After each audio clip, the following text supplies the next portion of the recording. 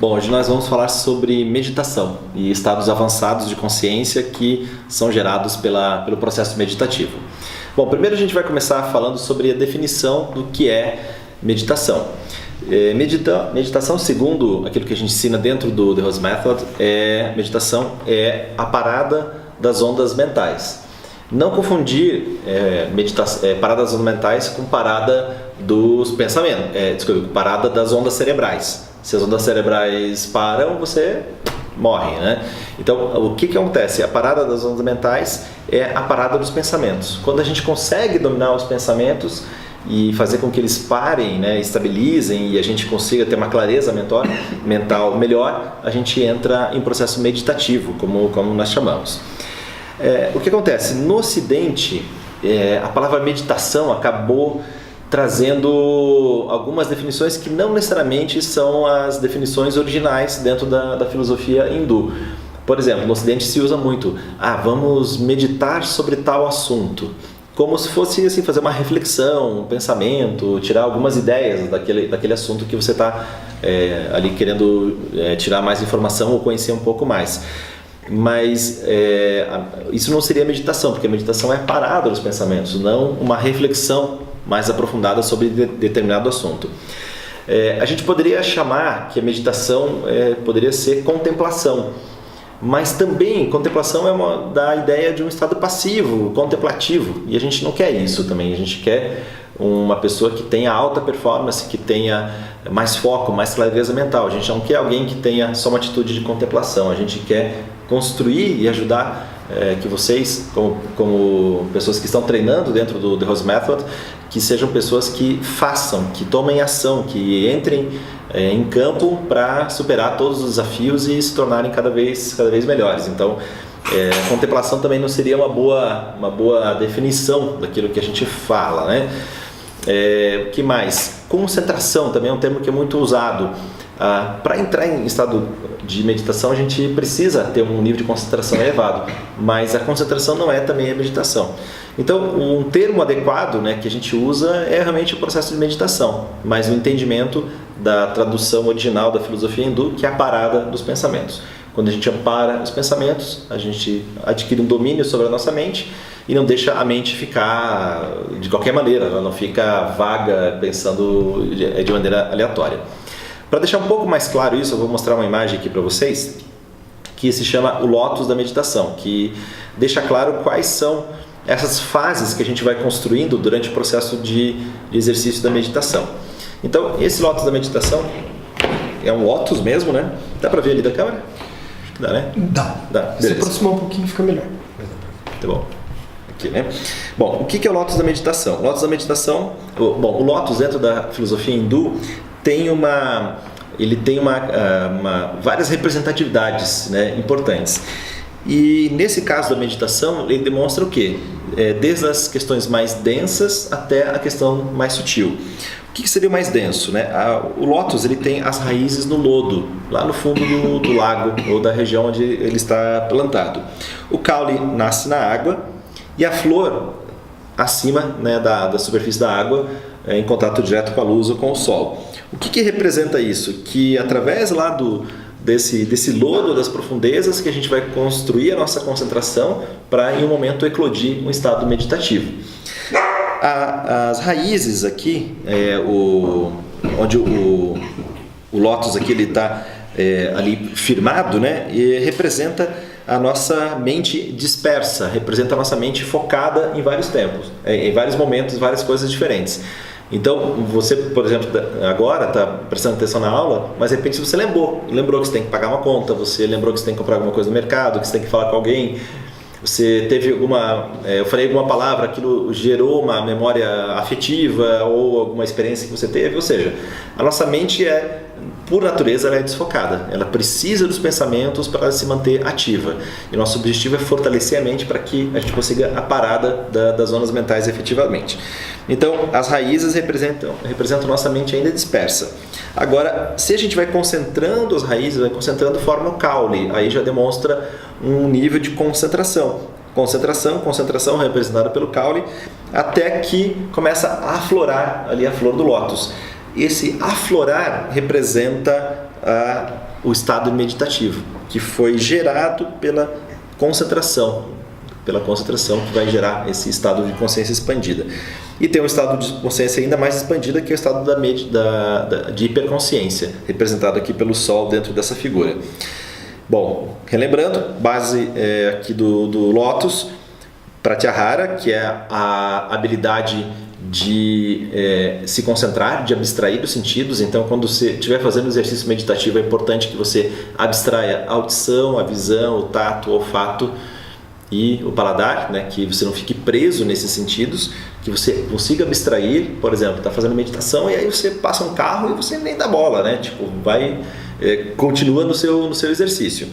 Ou você tem uma lembrança, continua no exercício. O que acontece? A meditação, durante a meditação pode acontecer alguns tipos de dispersão. A primeira dispersão é essa dispersão que eu comentei, que é pensar em outra coisa. Você está ali focado no exercício, lembrou de alguma coisa, ou vem uma outra memória. Quando acontece isso, você deve fazer o quê? Deve retornar para o exercício. Veio um desvio, identificou o desvio, retorna. Até que você vai espaçando o tempo entre esses desvios, até que chega uma hora que você não desvia mais, que você consegue ficar realmente bem focado. Então, essa dispersão normal, natural, acontece com todo mundo que está começando e vai diminuindo com o tempo de treinamento. Agora, o outro desvio é um desvio já um pouco mais especial e precisa de atenção. O que é esse segundo desvio? É a auto-hipnose. O que seria a auto-hipnose? É você entrar no estado no qual você se hipnotizou. Né? Então, a hipnose tem o seu lugar, ela tem tratamento terapêutico, né, usado com esses objetivos. Não é o que a gente faz. A gente não quer que nenhum nosso aluno seja hipnotizado, muito menos auto-hipnotizado durante o exercício de meditação. Por que acontece esse fator aqui? Esse fator acontece quando há a prática exclusiva da meditação. Ou seja, para exercer a meditação, que está lá no nível das intuições, no nível mais sutil, você precisa ter o quê? Ter um corpo físico forte, alongado, flexível, né, fortalecido, com saúde, até para você ficar na posição de meditação de maneira confortável, para não sentir dor ou desconforto. Precisa também ter uma consciência, uma gestão emocional, aí que entra a importância dos conceitos do The Rose Method, que acontece? Você pode ir lá praticar meditação, pode fazer a prática das técnicas, mas se você não consegue gerir a sua emoção, se você sai ali na rua e tem um desentendimento com alguém no trânsito, ou com um colega, alguma coisa assim, algum colega de trabalho, todo esse esforço que você teve para produzir energia durante a prática, durante o treinamento das técnicas, você acaba perdendo por uma má gestão emocional. Então, você precisa ter um fortalecimento físico, emocional e depois mental. Quando você tem esses três pilares, o físico, o emocional e a sua mente fortalecidos pelas técnicas que a gente ensina, aí sim dá para fazer o exercício de meditação, que está acima da razão, que está acima da lógica. Inclusive, a gente fala que quando a gente ainda não medita e então está fazendo o treinamento e em algum momento entra em meditação, é como se você tivesse se liberado de uma série de amarras, de uma série de armaduras pesadas da lógica e do raciocínio. É como se você estivesse sempre dormindo e de repente tivesse acordado. E essa é a sensação da meditação. Você tem um flash assim, né? Puf, nossa, despertei. É muito nítido quando você entra em processo meditativo. Então precisa ter essa noção de que o raciocínio e a lógica, eles acabam diminuindo a nossa capacidade de entrar em meditação, e que a gente precisa dominar esses pensamentos. Ok aqui no Lótus da Meditação? Alguma dúvida? Então vamos continuando aqui com o nosso conteúdo. Aquele caule, só revisando ali, aquele caule a gente chama da concentração, e em sânscrito tem um termo que a gente fala que é o ekagrata, né? Eka quer dizer um, tudo bem? Eka quer dizer grata, ponto. Então a concentração num só ponto faz com que você consiga entrar lá na frente em estado meditativo. Então esses são os pontos aí do Lótus da meditação. Tem uma outra figura que eu vou mostrar para vocês aqui, que é a superfície do lago, que representa as nossas instabilidades da consciência. Então essa superfície aqui também é muito... Essa imagem, ela é muito elucidativa, que você vai entender o que acontece quando a gente entra em processo de meditação. Então está aqui essa figura, a superfície do lago. Essa superfície do lago, tá bom aí? Beleza? Tá bom? Agora, baixa um pouquinho mais. Aí, melhor. Aqui? Melhor? Beleza. O que representa aqui essa superfície do lago? Então, a superfície do lago crespa, né, agitada, e aqui o outro lado uma superfície serena. O que acontece? Se tem um diamante no fundo desse lago e eu tento olhar pela superfície crespa, eu não consigo enxergar o diamante do lado do fundo do lago. Todo mundo deve ter brincado na piscina, né, de jogar alguma coisa, ou no mar, de jogar alguma coisa, cadê, não sei o quê. Quando a superfície fica turbulenta, a gente não consegue achar efetivamente aquilo. Mas, se a superfície está serena e você olhar, ainda que com alguma difração, você consegue enxergar o fundo do lago. O que representa isso aqui? A superfície serena, turbulenta, representa a nossa consciência desfocada, destreinada, a nossa mente produzindo pensamentos aleatórios. E a mente não tem, a capacidade de pensar não tem fim. A gente vai pensando, daí vai pensando, vai criando história, nossa senhora, eu estava fazendo tal coisa, agora eu fui lá para Bagdá, agora tenho que voltar lá de Bagdá. Ou seja, a gente precisa aquietar esse nosso pensamento, né? E a superfície serena representa uma mente já bem treinada, um mental já bem treinado, no qual você consegue dizer para esse mental, conversar com ele: agora eu quero que você pare, porque eu quero entrar num estado ainda mais de mais consciência, que é o processo meditativo. E esse diamante representa o self, representa a essência, representa quem você é de verdade. Quando os nossos pensamentos são muito ali doidos, a gente não consegue fazer um trabalho de autoconhecimento ou de autoobservação. Quando você consegue dominar os pensamentos, aí sim você consegue ter um estado de autoobservação, de autoconhecimento. E essa clareza mental que você vai conquistando com o tempo, ela vai gerando esse processo de autoconhecimento, obviamente muito mais clareza, mas vai impactar positivamente nos resultados do seu trabalho, dos esportes, dos estudos, em todas as áreas que você for se dedicar. Você vai perceber que o seu rendimento é muito maior. Então esse treinamento ele é ao mesmo tempo simples, mas é um treinamento que precisa muitas vezes de tempo. Tem pessoas que rapidamente entram em processo meditativo, tem pessoas que demoram, e está tudo certo. É como você nascer com um dom, por exemplo, para tocar violão. Tem aqueles fenômenos, né, que nascem e vem um instrumento de corda, já começa a brincar e daqui a pouco estão tocando as músicas de ouvido. E tem aquele, como eu, né, que tem que ir lá na aula de violão, né, treinar, erra, né, o professor tem que ter uma paciência desgraçada, mas no fim, lá das contas, sai uma musiquinha. Mas talvez eu não seja aquele virtuose ali no violão, mas eu vou tocar, né, vou conseguir. Então, também na meditação é a mesma coisa. Tem gente que nasce com esse dom, rapidamente alcança, e tem gente que vai precisar treinar, mas em algum momento vai alcançar também. Tranquilo? Aqui o Lotus da meditação. Alguma dúvida? Então vamos lá, vamos em frente. Nós chamamos que aquela superfície do lago ali turva, né, a gente chama em sânscrito de Chitta Vritti. Vritti, instabilidade. Chitta, consciência. Então, as instabilidades da consciência. Nós temos uma mente que se identifica com a instabilidade. E isso explica muitas coisas que acontecem no plano, por exemplo, do marketing, no plano da renovação dos produtos. Então, lança um carro. É o mesmo carro do ano passado, mas agora tem uma lanterna, tem uma coisa diferente. E aí, essa lanterna faz com que a pessoa venda aquele carro que estava bom e compre o novo. Então, como os produtores sabem disso, né? Sabem que as pessoas querem a novidade, que se identificam com essas novidades, por isso que tem uma cadeia produtiva muito, muito grande, né? Então faz parte. Então sempre você deve ficar atento se você está comprando, adquirindo alguma coisa por necessidade, porque precisa, ou porque você está sendo vítima, está sendo sequestrado ali pela falta de consciência. Então, sempre fica atento a isso.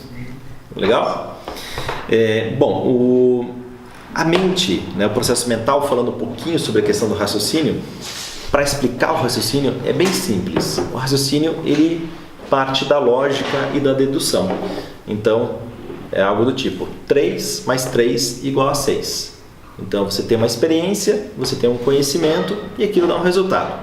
Muitas vezes as pessoas confundem intuição ou meditação com dedução. Dedução é um processo mental, é um processo da mente, do raciocínio. Então, eu tenho essa experiência, adquiri esse conhecimento, deduzo tal coisa, né? Pode gerar ali uma hipótese sobre qualquer questão. No estado intuicional, a fórmula é diferente.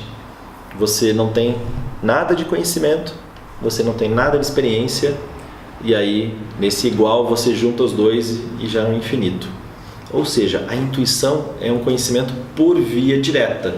Você não sabe nada daquilo, você não estudou sobre aquilo, mas você entra em processo meditativo e puff, é como se você fizesse um download daquele conhecimento que você está querendo. Então, o processo meditativo te permite isso, né? É um super diferencial competitivo para quem está montando empresa, para quem tem empresa, para quem pratica esporte, para quem compete, porque é a habilidade de você antever movimentos importantes de mercado ou dos seus competidores, né, ou das pessoas com as quais você está ali competindo dentro do esporte. Então, quando você entra em meditação, você tem essa capacidade que você foi conquistando. Além da meditação, existe algo ainda mais sutil, uma consciência ainda mais avançada, que é o estado de hiperconsciência, que dentro da cultura hindu nós chamamos de Samadhi. Samadhi é um estado de hiperconsciência. Uma vez que você entra em meditação, você dá um pulo desse estado de hiperconsciência, um estado ainda mais avançado, que a gente vai abordar com mais profundidade em outras aulas mais para frente, tá? E o trabalho que a gente faz é um trabalho de despertamento dessa energia que todos nós temos. Nós temos uma energia que reside na base da coluna, chamada Kundalini, e o trabalho que a gente faz com as técnicas, né, com os respiratórios, com as técnicas orgânicas, com a parte introdutória da aula, a vocalização de sons, ultrassons, as técnicas de purificação, né, a parte técnica é apenas uma parte de todo o processo de despertamento dessa energia interna, mas também tem outra parte de conceito, que é a parte do conceito, principalmente da boa alimentação. Quando você se alimenta bem, você permite que os seus canais energéticos estejam mais desobstruídos, e os canais energéticos estando mais desobstruídos, você desperta essa energia fenomenal que todos nós temos e acaba eclodindo num estado de mais lucidez, primeiro a meditação e mais para frente num estado de hiperconsciência ou de hiperlucidez. Então esse é um caminho natural e que todo mundo que se dedicar pode alcançar. E o que eu falo para vocês é que é um processo de diferencial total, né? O nível de consciência que você adquire quando você alcança esses estados é muito, muito perceptível, né, para você, né? As pessoas à sua volta não vão perceber nada, mas você fica muito mais ligado, né? Você fica muito mais atento, muito mais preparado para alcançar tudo aquilo que você deseja na sua vida. Dúvidas até aqui? Perguntas?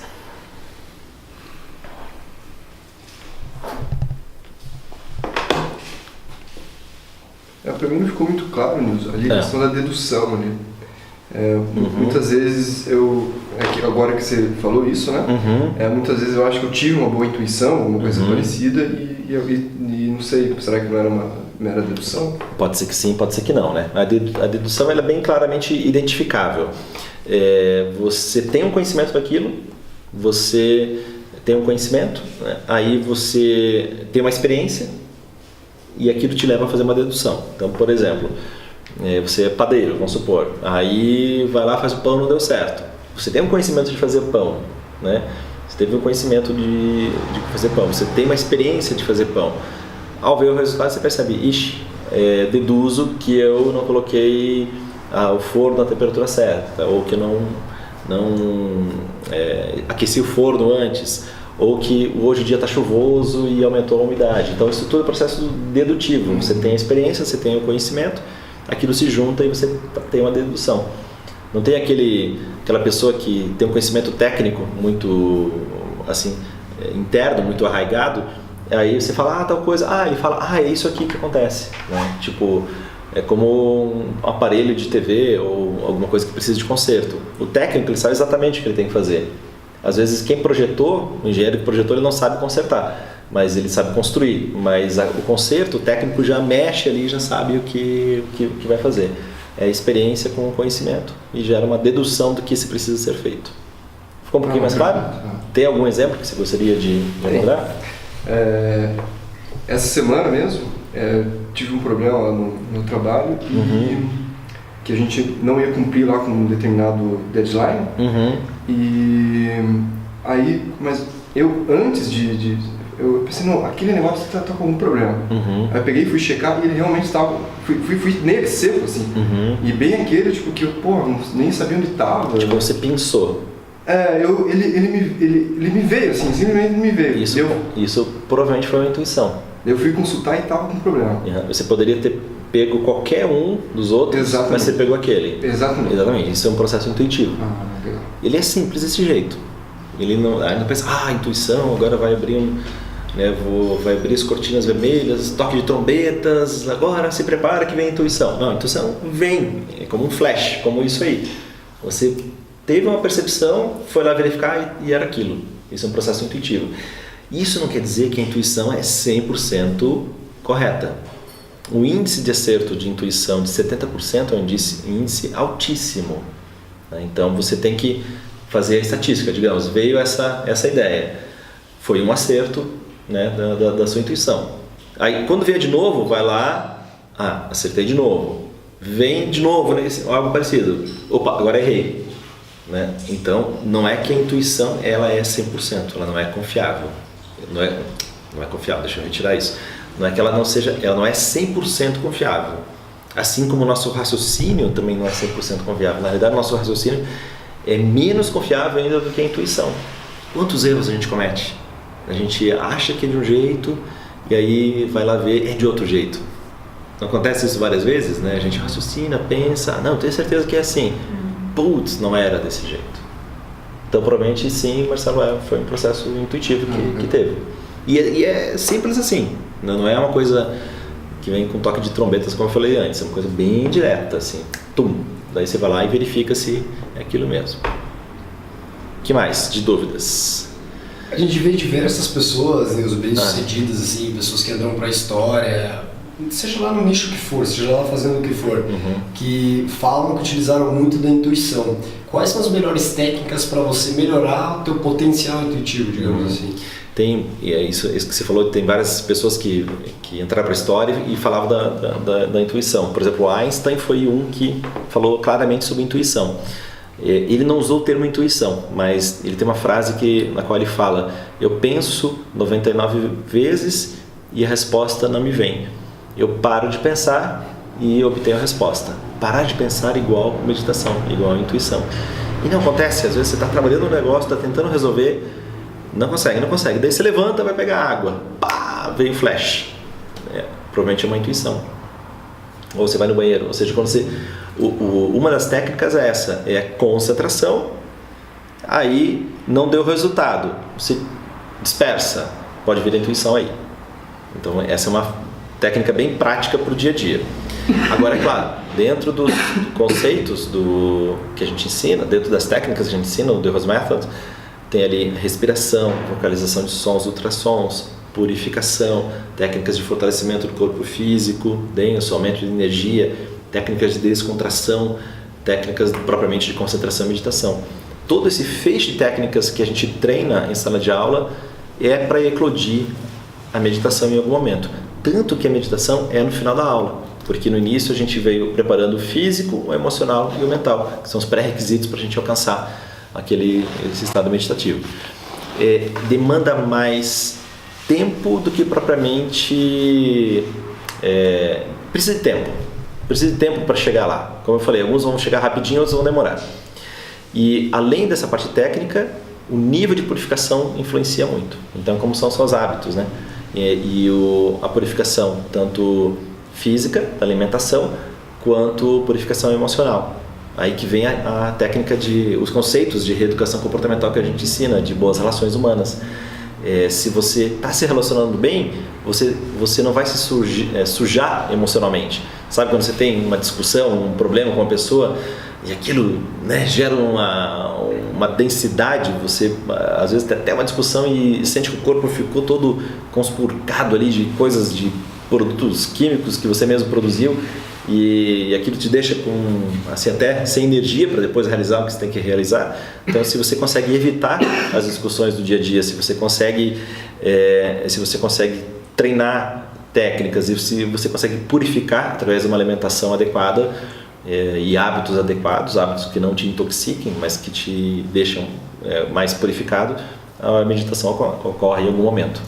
Então é bem simples o processo, mas precisa ter paciência.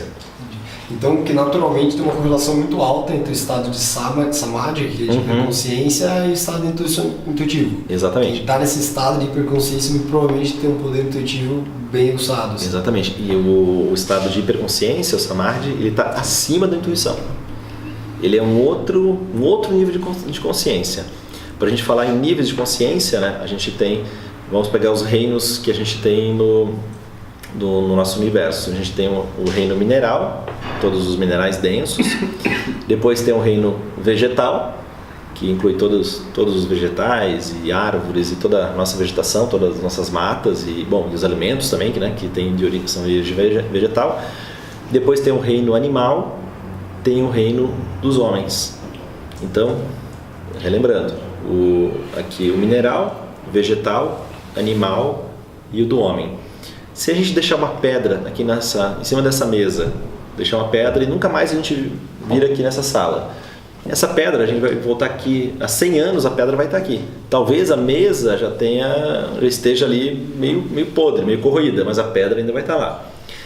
Agora, se a gente deixa aqui em cima uma flor, depois de alguns dias a flor já apodreceu, ela vai perdendo, né, a sua vitalidade, né?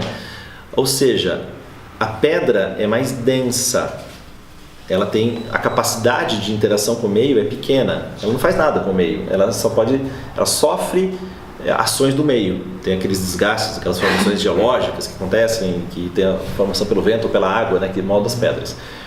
Já a flor tem mais consciência, porque a flor ela pode estar fechada, ela pode desabrochar e depois ela pode apodrecer, ela interage mais com o meio. Agora, se a gente pega o Ringo, o nosso cachorrinho, aí você já conhece como é que é. Ele está lá chorando, né? Late, ele faz cocô ali no canto, né? Claro que não, né? Porque é educado, né? Mas se a gente deixar ele aqui sozinho, ele vai fazer xixi, vai fazer cocô, tudo mais. Se tiver um casal, né, de cachorrinhos, eles vão reproduzir, vão gerar outros filhotes. É um nível de consciência mais expandido, né, do que uma pedra, do que um vegetal. Agora o homem, né, se a gente deixa o homem aqui, né, dele, putz, essas paredes aqui acho que eu vou pintar de outra cor, né, acho que eu vou de repente abrir essa parede, ele já começa a pensar coisas que são muito mais elaboradas. E se a gente fizer tal coisa, vamos fazer um plano aqui, vamos alcançar. Os homens, eles têm um poder cognitivo, né, de criar cognição, de criar pensamentos, de criar ideias, criar movimentos muito fortes.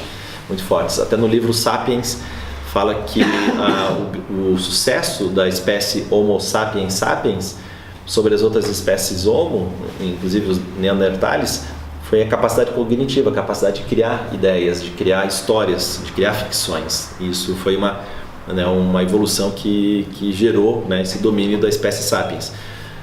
Sempre relembrando que a espécie Sapiens não foi uma reunião de todas as espécies para determinar que nós éramos os Sapiens, né? Nós nos auto-intitulamos como Sapiens, né? Aí a gente tem um pouco de dúvida se é bem isso mesmo, né? Mas, né, afinal, esse é o nome da nossa espécie. Agora, o cara que medita, ele está num nível de consciência maior.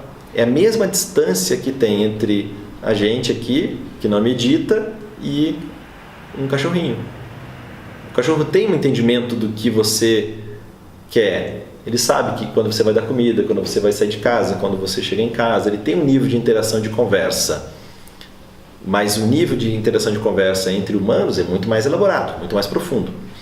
Essa mesma distância é entre o homem ou a mulher que não medita e o homem ou a mulher que meditam, em termos de consciência. Percebe a diferença de degrau? Né? Então isso, você pode olhar isso, nossa, caramba, né? Pode olhar com isso como uma fatalidade, Ou pode pensar assim, cara, vou usar então o tempo que eu tenho aqui na minha existência e vou treinar e vou me dedicar para entrar em estado meditativo, já que tem essa expansão de consciência.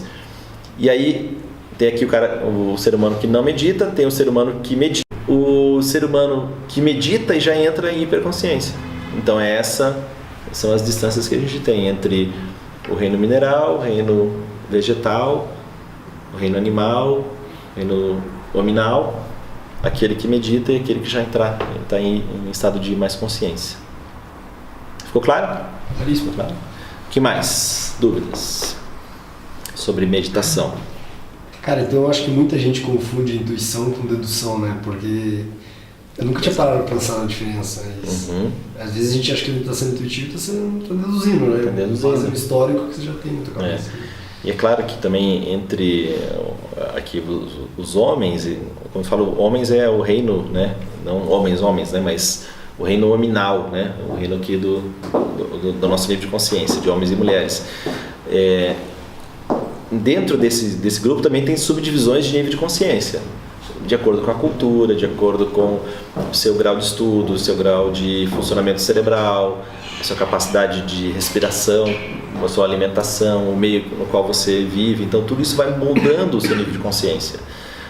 Às vezes uma tribo lá tem um nível de consciência X e de repente tem outra tribo, né? Quando eu falo tribo, pode ser um país, pode ser uma cidade, pode ser um pequeno povoamento. E tem outra tribo que está totalmente longe e tem outro nível de consciência, né, muito mais expandido. Então isso depende, o meio cultural, o caldo cultural no qual a gente vive também define a nossa consciência. Em muitos países se para na faixa de pedestre, tem uma faixa de pedestre e para. Né? Aqui em Curitiba, uma faixa de pedestre não quer dizer muita coisa, né? Se você coloca o pé na faixa esperando que alguém vai parar, né, você corre um sério risco. Isso é o que? Consciência. Né? Claro que tem as leis, etc., multas, essas coisas todas que também vão educando as pessoas, mas é nível de consciência, né? Eu lembro que um amigo meu, na época que eu estava na faculdade, ele foi fazer um intercâmbio na Alemanha, e isso faz bastante tempo, já tem aí mais de 20 anos, uns 25 anos essa história.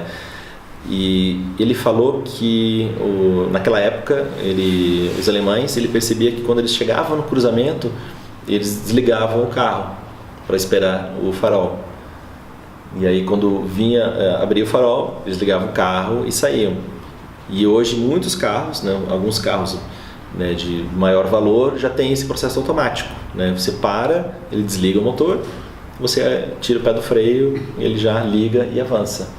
Então, por quê? Economia de combustível, menos queima do combustível fóssil, menos poluição. Ou seja, a gente está falando de algo de 25 anos atrás, né? Quase 30 anos atrás, os caras já tinham. Era consciência, né? Então, consciência de impacto ambiental, consciência do meio, né? onde estão inseridos. Legal? Mais alguma? Gostou dessa, Tejo? Não sabia dessa. Né? E daqui a pouco os carros elétricos, né? Os carros elétricos vão crescer, mas mais impacto ambiental ainda do que o carro elétrico é diminuir sensivelmente o consumo de carne. O maior impacto ambiental é o consumo de carne. Então, se você começa a reduzir o consumo, você está gerando menos impacto ambiental. É bem maior, né? Muito maior. O gás carbônico ali produzido pela pecuária do que qualquer outro. Consumo de água, poluição, né? Tratamento, né? dos resíduos. Né? A área devastada para o gado e para cultivar a comida do gado. Exato, a gente está vendo aí a invasão da Amazônica, né? Isso está acontecendo, né? Estão diminuindo o tamanho da Amazônia para ampliar a área de produção agrícola ou produção de gado, né? E é um pecado, né? Se a gente for pensar. Sem contar do jeito que é criado, né? Porque os bichos são criados, né? Presos em metro quadrado. Entra todas essas reflexões aí, né? Isso aí, galera.